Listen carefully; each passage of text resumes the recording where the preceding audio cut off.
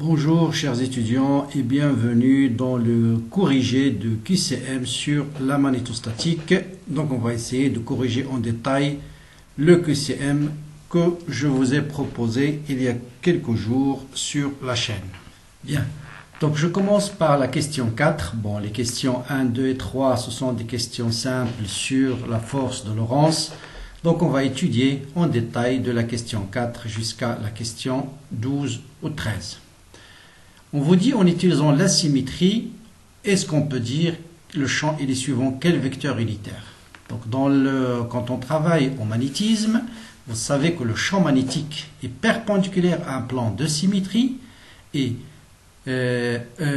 contenu dans un plan d'antisymétrie. Donc pour déterminer la direction, il suffit de trouver un plan de symétrie, mais toujours le plan de symétrie commence par le point M où vous calculez le champ. Ça c'est très important.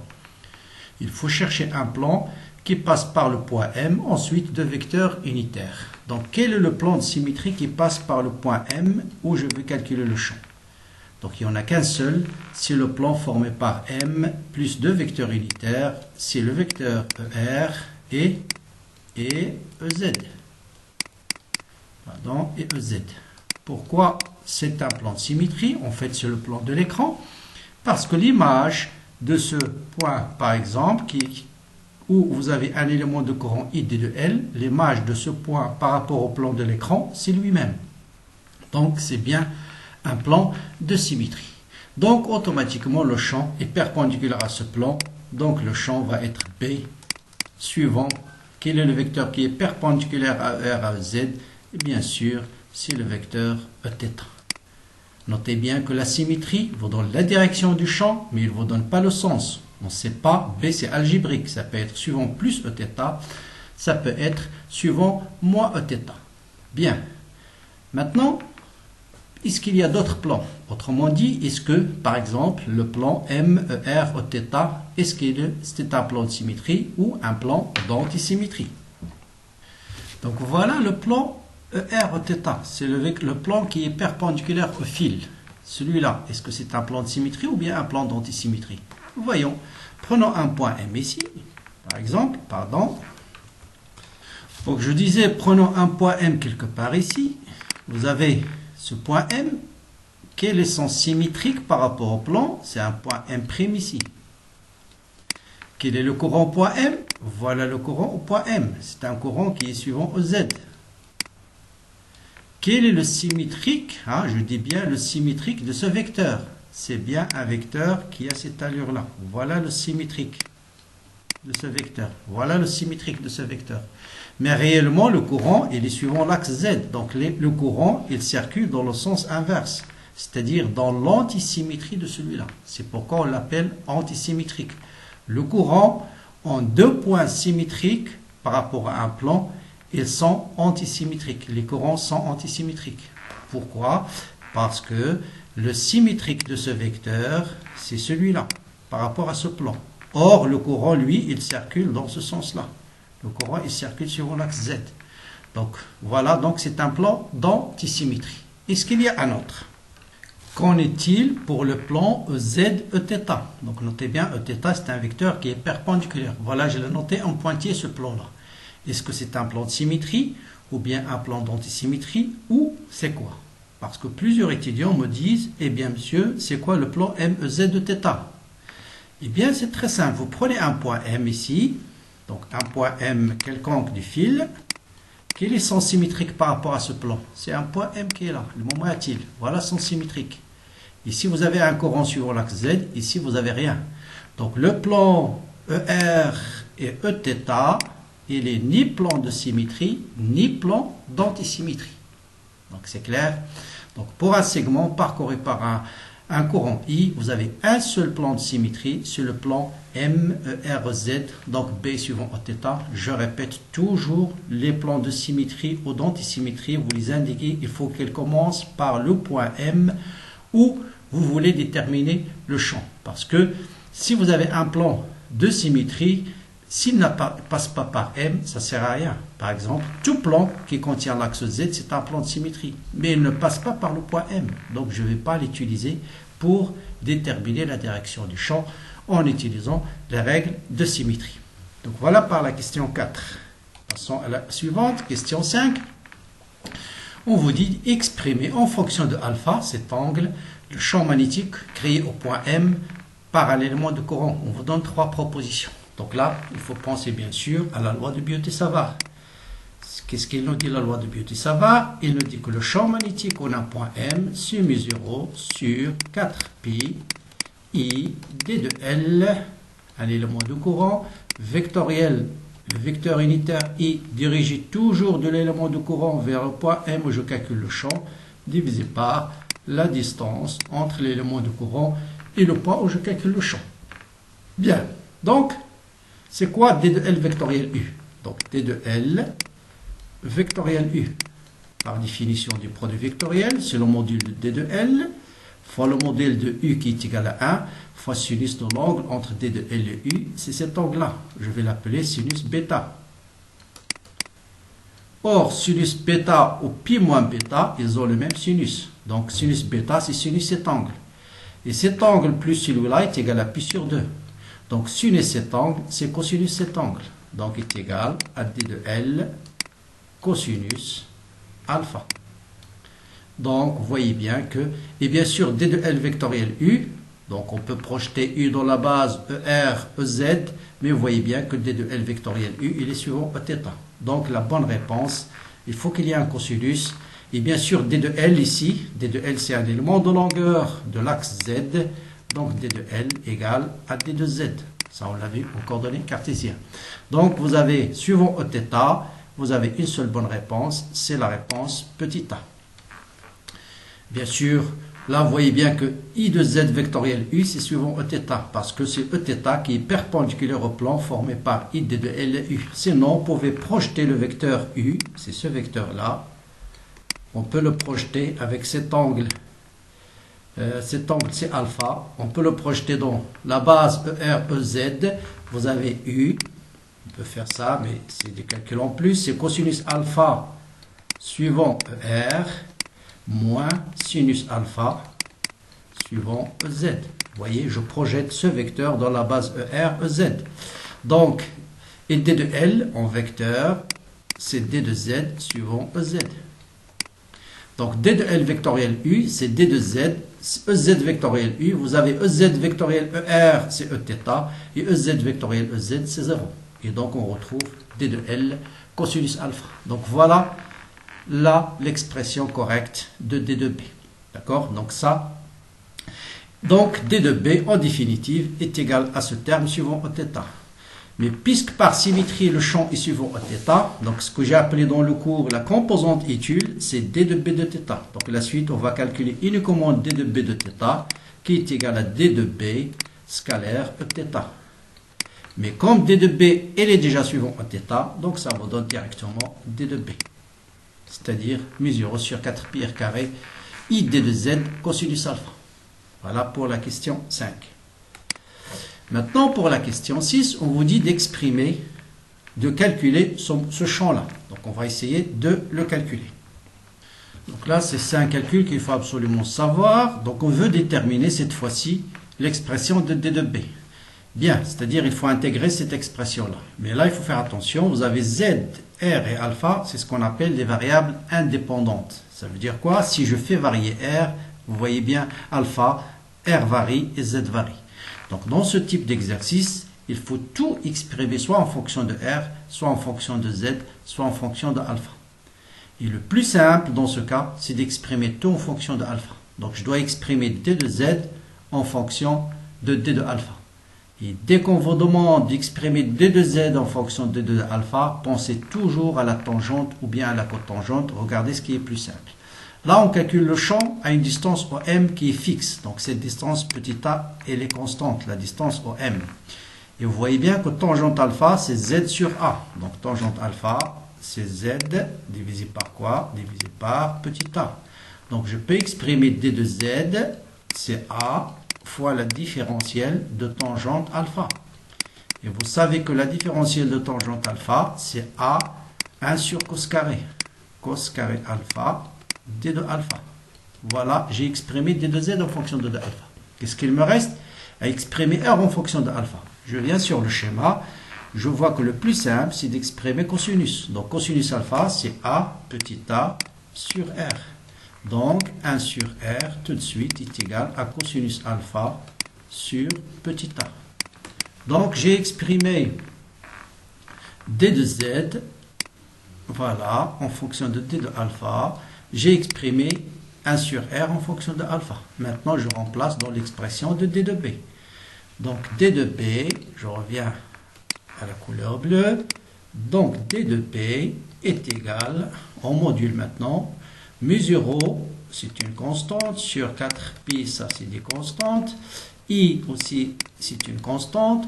Je remplace 1 sur R carré par cosinus carré alpha sur A carré. Je remplace d de z par A sur cos carré alpha d de alpha. Et qu'est-ce qu'il me reste? Ce cosinus qu'il ne faut pas oublier, fois cosinus alpha. Cosinus alpha. Donc vous voyez bien, il y a beaucoup de choses qui vont se simplifier. Cos carré avec cos carré, petit a avec a carré. Et qu'est-ce qui va me rester? Mu 0 i sur 4pi. Qu'est-ce qu'il me reste ici? Cosinus alpha sur petit a, c'est une constante, d de alpha. Et bien l'intégrale maintenant, je peux passer à l'intégrale. Je sors tout ce qui est constant, mu 0 i sur 4pi fois a, l'intégrale cosinus alpha d de alpha. J'intègre entre quoi et quoi? Entre le minimum de l'angle, c'est celui-là, qu'on a appelé alpha 1, et le maximum de l'angle, c'est celui-là qu'on a appelé alpha 2. Donc j'intègre entre alpha 1 jusqu'à alpha 2. Et là, ça vous donne ce qui implique que B est égal à mu 0 i sur 4pi fois a, facteur 2, l'intégrale de cosinus sur sinus, donc ça vous donne sinus alpha 2 moins sinus alpha 1. Et voilà, en définitive, la réponse à la question.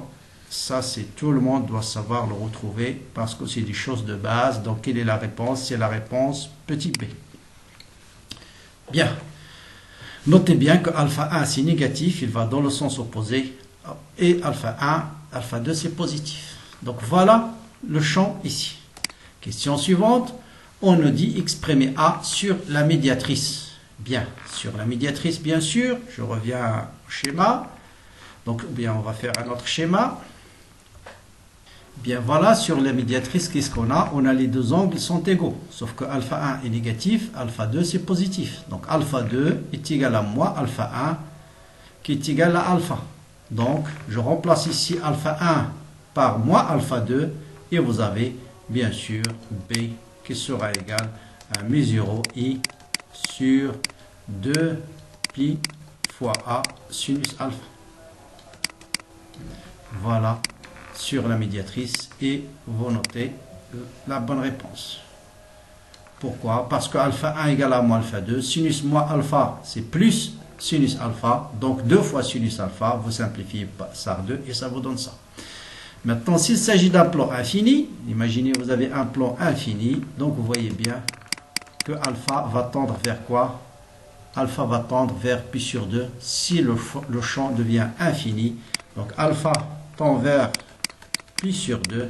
Et si alpha tend vers pi sur 2, vous avez B égale à mu 0 i sur 2 pi fois A.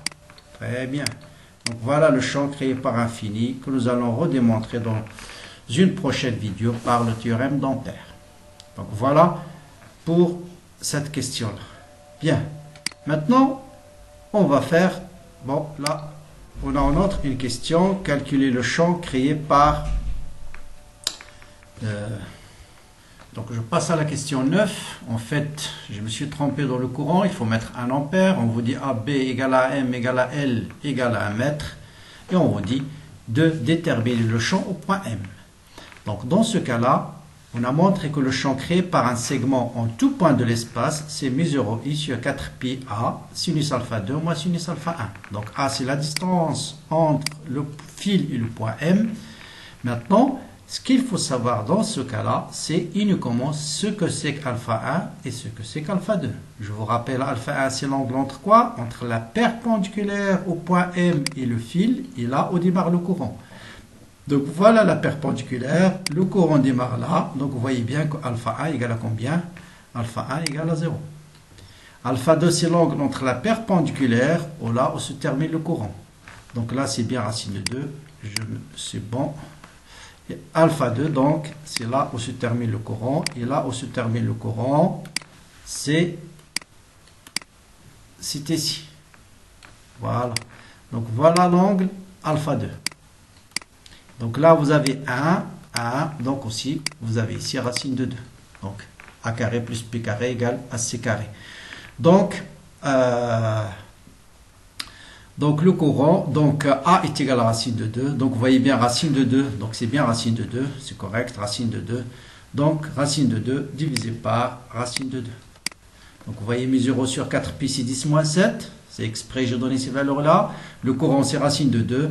La distance, petit a, petit a, c'est 1. Donc là, c'est 1, oui. Il faut prendre 1 égale à l'ampère. Désolé. Il faut prendre 1 égale à l'ampère parce que c'est la distance qui intervient, c'est celle-là et non pas celle-là. Donc là, on n'a pas besoin.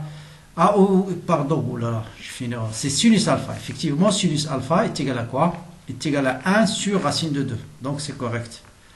Désolé, donc il faut prendre effectivement I, voilà le direct, problème de direct, il faut bien prendre I égale à racine de 2 ampères, donc les énoncés sont corrects. Donc c'est parce qu'il y a ce sinus alpha 2 qui va être égal à 1 sur racine de 2. Donc racine de 2 avec racine de 2 va se simplifier, et donc la bonne réponse, c'est la réponse C. Bien. Donc là, l'essentiel, c'est tout simplement de comprendre la signification de alpha 1 et alpha 2. Donc je répète, alpha 1, c'est l'angle entre la perpendiculaire et là où démarre le courant. Alpha 2, c'est l'angle entre la perpendiculaire et là où se termine le courant. Bien. Maintenant, voilà une autre application. Cette fois-ci, question 11, on vous donne, je pense qu'il y a une autre question avant. C'est celle-là. Question 10, on vous demande une demi-droite infinie. Donc là, tout simplement, il suffit de savoir laquelle alpha 1 et laquelle alpha 2. Donc alpha 1, c'est l'angle entre la perpendiculaire et là où démarre le courant. Le courant, il vient de l'infini. Donc voilà. Et voilà. Donc voilà alpha 1, c'est l'angle entre la perpendiculaire et là où démarre le courant, et le courant, il vient de l'infini. Donc alpha 1 est égal à moins pi sur 2 et alpha 2. Vous avez petit a, donc alpha 2 égale à pi sur 4. Donc vous avez alpha 1 égale à moins pi sur 2, alpha 2 égale à pi sur 4. Donc cette expression va devenir b égale à mu 0 i sur 4 pi fois a, facteur 2, sinus alpha 2, c'est racine de 2 sur 2, moins sinus moins pi sur 2, plus 1. Donc la bonne réponse, c'est la réponse C. On passe. Donc là, c'est deux demi-droites. Donc les deux, même chose que tout à l'heure. Pour le premier, alpha 1, c'est toujours moins pi sur 2. Alpha 2, c'est pi sur 4.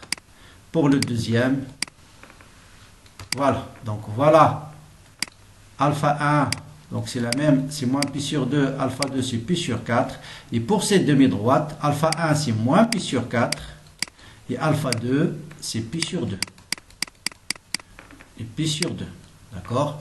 Donc, on va faire le calcul. Donc, comme je disais, pour la demi-droite ici, c'est ce qu'on a calculé dans la question précédente, c'est-à-dire alpha 1 c'est moins pi sur 2, alpha 2 c'est pi sur 4, et on a trouvé cette expression. Maintenant, on va calculer le champ créé par cette demi-droite 2. Donc, B2, ça sera aussi mu 0i sur 4pi fois A, parce que vous avez aussi la même distance A. Maintenant, à quoi est égal alpha 2? Alpha 2, c'est cet angle, c'est pi sur 2, donc vous avez 1. Et alpha 1, c'est moins pi sur 4. Donc, moins avec moins, donc plus racine de 2 sur 2. Donc, il a le même module que le champ créé par celui-là. Et puisqu'ils ont le même sens, parce que les deux créent un champ suivant l'axe Z, donc vous allez avoir deux fois ce terme. Quelle est la bonne réponse? Donc, 1 plus racine de 2 sur 2. Est-ce que c'est les bonnes réponses ici? Donc il manque un... Normalement c'est sur 2 ici.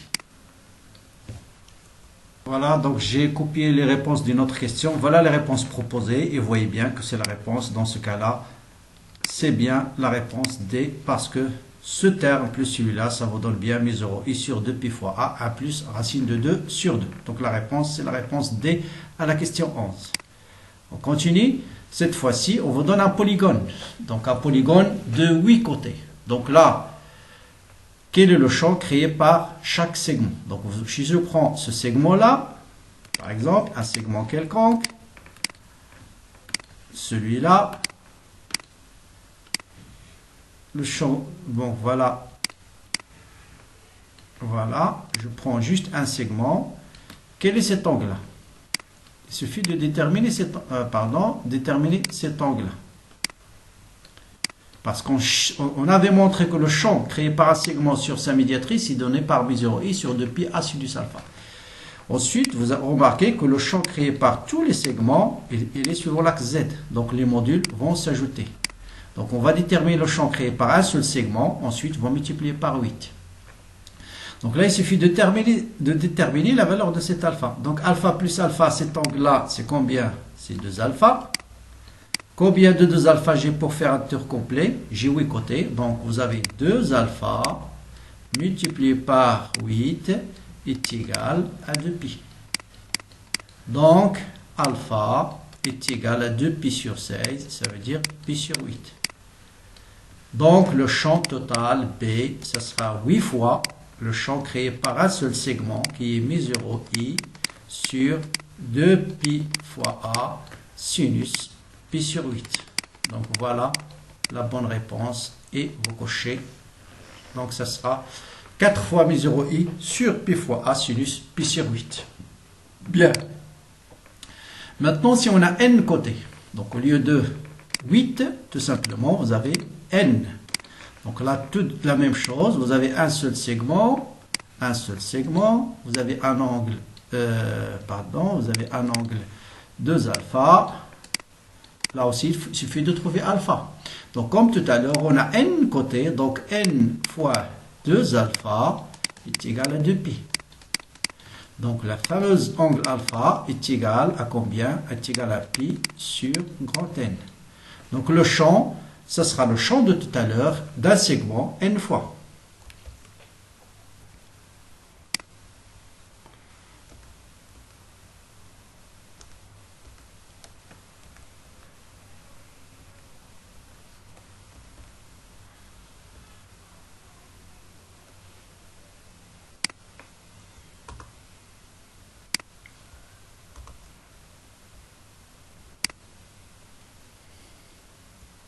Bien, donc le champ, c'est le champ créé par, ça c'est le champ créé par un seul segment, donc il suffit de multiplier par n fois. Donc le champ total, désolé pour ces petits problèmes, parce que je viens d'utiliser cette tablette, donc je vais multiplier par n fois le champ créé par un seul segment, et le champ créé par un seul segment, c'est μ0i sur 2pi fois a sinus alpha, qui est sinus pi sur n.